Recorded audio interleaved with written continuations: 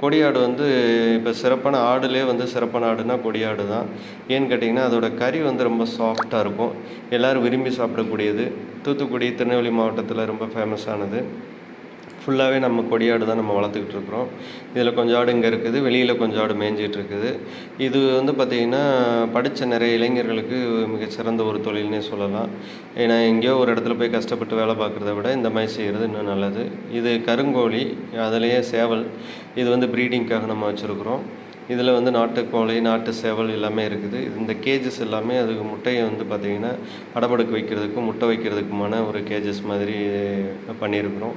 இது இல்லாமல் வந்து பார்த்திங்கன்னா, அந்த பொரிச்ச குஞ்சுகள் எல்லாமே வெளியில் விட்டு நேச்சுரலாகவே நம்ம வந்து அவங்கள வளர்க்குறோம். இது இல்லாமல் வந்து நம்ம வளர்க்கக்கூடிய ஒவ்வொரு பேர்ட்ஸு, ஒவ்வொரு விஷயங்களையுமே நம்ம வந்து பார்த்திங்கன்னா, அவ்வளோ கேர் பண்ணி பார்க்குறப்போ வந்து என்னன்னா, நீங்கள் உங்கள் ஜாப்லேயோ இல்லை